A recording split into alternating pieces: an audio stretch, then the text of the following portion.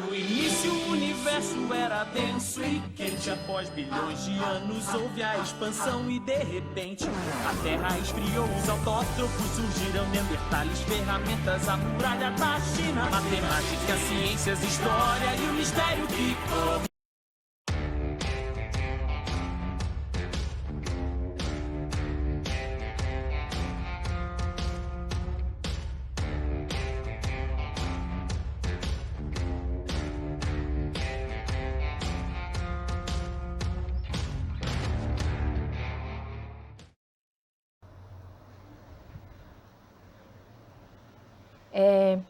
Nós vamos estudar a seguir os 5 grupos de artrópodes, que incluem os insetos, os aracnídeos, os crustáceos, os quilópodes e os diplópodes, né? Para cada um desses nós vamos ter um vídeo diferente. Quanto à morfologia, né? A morfologia é o estudo da vem de quê? Da estrutura, do corpo desses animais. Então, os insetos, eles apresentam segmentos divididos em cabeça, tórax e abdômen, né? Como vocês podem ver nessa imagem aqui da formiga, nós temos a cabeça, o tórax e o abdômen. Já nos aracnídeos e na maioria dos crustáceos, nós temos a formação de um cefalotórax e um abdômen. Já nos crustáceos, nós também temos um semelhante, né? Mas nós temos uma pequena cabeça que está fusionada aqui com o tórax, né? Formando o cefalotórax e o abdômen. Nos quilópodes, nós temos a cabeça e o tronco, né? Nos diplópodes também, cabeça e um pequeno tórax, né? Para alguns especialistas, mas na minha concepção também acredito que eles só apresentam cabeça e tronco, né? Que é esse tronco bastante longo. Quanto ao número de pernas, né? Os crustáceos, eles são decápodes, como vocês podem ver, né? O exemplo aqui em cima é dessa lagosta, né? Nós temos 10 pares de apêndices, né? Incluindo, né? Tudo, né? As antenas, né? Todos os apêndices. Os insetos não são hexápodes, né? Que dá nome ao grupo hexápoda, né? 6 apêndices. Os aracnídeos são octópodes, né? 8 pares de pernas. E os quilópodes e os diplópodes, né? Que juntos formam o grupo miriápode, possuem várias pernas, né? Como o próprio nome diz, miri, várias. E podes, pés, vários pés. Quanto às asas, que estão presentes apenas nos insetos, né? Tem uma grande diversidade, existem asas membranosas, asas escamosas, asas endurecidas, como é o caso dos besouros, que apresentam élitros, e as formigas, que em algumas fases, né, alguns têm asas, né, principalmente na fase reprodutiva. Quanto aos olhos, né, eles podem apresentar olhos simples e olhos compostos. Os aracnídeos apresentam apenas olhos simples, né, são olhos comuns. Os miriápodes, eles podem ser cegos, né, já que eles vivem em locais mais escuros, ou eles podem apresentar um par de olhos simples. Já os insetos, eles são os que apresentam maior diversidade, né? Eles têm 3 olhos simples e que são chamados de ocelos, né, que são sensoriais, e 2 olhos compostos, que são esses aqui, ó, que vocês podem ver nessa imagem ampliada bem colorida. Os crustáceos, né, eles apresentam apenas olhos simples ou apenas olhos compostos, né? E alguns apresentam olhos pedunculados, como vocês estão vendo aqui, ó, né? Ele tem os olhos como em cima de uma estrutura, de um pedúnculo.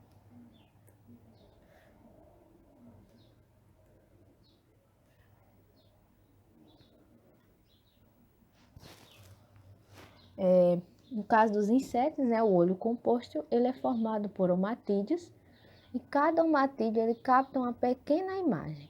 As imagens elas são superpostas, né? Isso vai resultar numa imagem ampliada. Como vocês podem ver nessa imagem, cada estruturazinha dessa vai formar uma imagem pequena. E quando essas imagens se juntam, elas formam uma imagem ampliada, como se fosse uma imagem em um microscópio, fossem várias lentes. Quanto à morfologia das peças bucais, existem 4 tipos de peças bucais nos insetos, né? Que são o aparelho bucal, que são picador, que é característico dos mosquitos, né? Esse aqui. Pulgas e barbeiros, que são animais que vão estar sugando sangue ou seiva das plantas, né? Ou sangue dos animais. Mastigador, onde eles vão se alimentar de formigas, o caso das formigas, né? Que se alimentam de folhas, os gafanhotos e besouros. Sugador, que ocorre em borboletas e mariposas, que você vê, ele tem uma forma de espiral, que essa espiral é introduzida nas flores para captar o néctar. E o lambedor, que é característico das abelhas, que a abelha ela capta o mel, mas em vez de ela sugar, como acontece nas borboletas, ela vai lamber. Quanto à reprodução, nos artrópodes, com raras exceções, eles são animais de sexos separados. Apenas esse grupo das cracas que são animais hermafroditas, né? Nos artrópodes, a fecundação ela é interna e cruzada, e em alguns indivíduos ocorre a partenogênese. Na partenogênese, são formados indivíduos a partir de óvulos não fecundados. É o caso do zangão, né, que é o macho da abelha, que ele é um indivíduo N, onde não é necessário um gameta masculino para que ele seja formado. O desenvolvimento caracteriza-se pelo crescimento em mudas, como a gente viu, né? O indivíduo ele vai sofrendo mudas, no caso dos que apresentam metamorfose, né? Existem grupos com metamorfose indireta e grupos com metamorfose direta, sem metamorfose, ou seja, que o desenvolvimento é direto. Então, a metamorfose ela pode ser holometábola, que é a completa, a holocompleta, né? Que é o caso da borboleta, onde temos as fases de ovo, larva, pupa e adulto. E a metamorfose hemimetábola, que é composta apenas pelas fases de ovo, ninfa e adulto. Ou às vezes o indivíduo ele já é vivíparo, né? Ele já nasce semelhante ao adulto e apenas vai se desenvolver em tamanho e maturidade. Ou indivíduos ametábolos que não possuem metamorfose, como é o caso da traça dos livros, ela já nasce direto. E é semelhante ao adulto. Quanto à fisiologia dos artrópodes, né? A respiração, né? Como é que funciona a respiração, a digestão, a excreção desses indivíduos? Na respiração, os artrópodes aquáticos, eles apresentam respiração branquial, ou seja, por brânquias. Como vocês podem ver, aqui na lagosta, eles apresentam brânquias. Já nos insetos e miriápodes, a respiração é por meio de traqueias, que são tubos que percorrem o corpo. Já nos aracnídeos, a respiração também pode ser feita por traqueias e pulmões foliáceos. A respiração traqueal, né, consiste em um sistema de tubos, né, que são essas traqueias, que elas percorrem todo o corpo do indivíduo animal. E as traqueias, elas se abrem em poros para o meio externo, né, como vocês podem ver. Esses poros são chamados de espiráculos, que é por onde vai entrar o ar. E eles estão localizados na superfície lateral do indivíduo. Em alguns insetos é até possível você perceber. E as traqueias não se comunicam com o sangue, né? Eles são tubos fechados. E lá vai ocorrer as trocas gasosas e o oxigênio ele vai ser passado diretamente para os tecidos do animal. Já nos aracnídeos, existem as filotraqueias, ou pulmões foliáceos, que são formados por lâminas irrigadas, finas e paralelas, e se abrem na superfície em espiráculos. Aqui na imagem, né, temos aqui as filotraqueias, como vocês estão vendo. E além dos pulmões foliáceos, né, eles também apresentam as traqueias, né,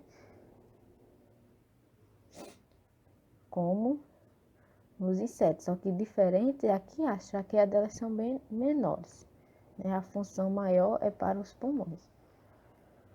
Quanto à circulação, no sistema circulatório, eles apresentam um vaso dorsal, como vocês podem ver nessa região aqui, ó.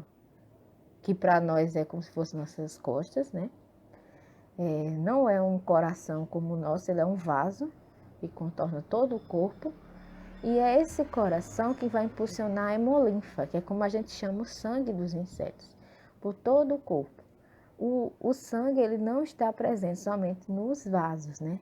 Existe apenas esse vaso, que é o vaso que funciona como coração. O sangue ele percorre todo o corpo do indivíduo, porque a circulação ainda nesses organismos é uma circulação do tipo aberta.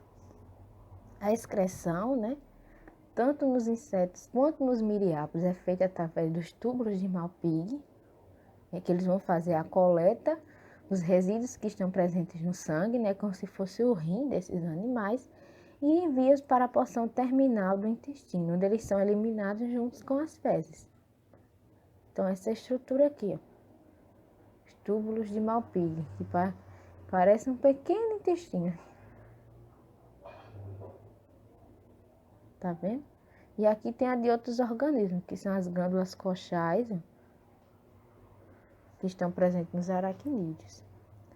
Ó, nos aracnídeos, as glândulas coxais, elas realizam a excreção junto com os túbulos de Malpighi.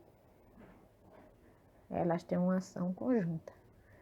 Já nos crustáceos existem as glândulas excretoras, localizadas na base das antenas, e as glândulas maxilares, né? Como vocês estão vendo. Fica próximo aqui na região anterior.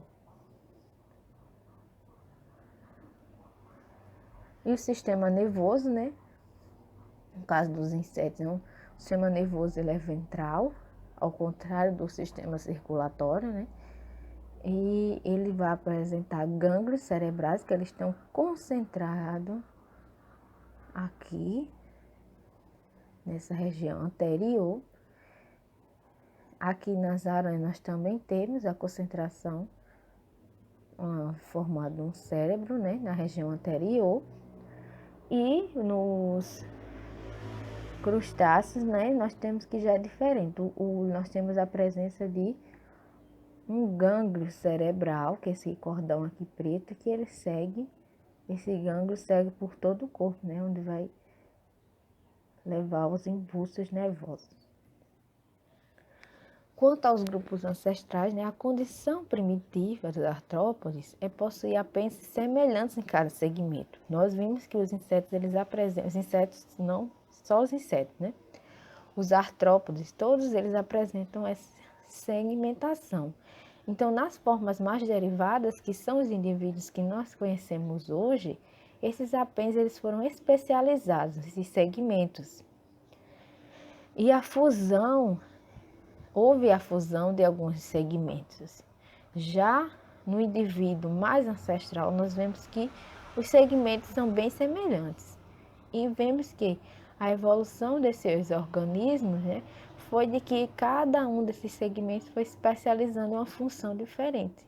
Os apêndices foram se especializando e nas espécies mais derivadas, nos grupos mais derivados, esses apêndices eles foram se fundindo, formando regiões que desempenham funções semelhantes.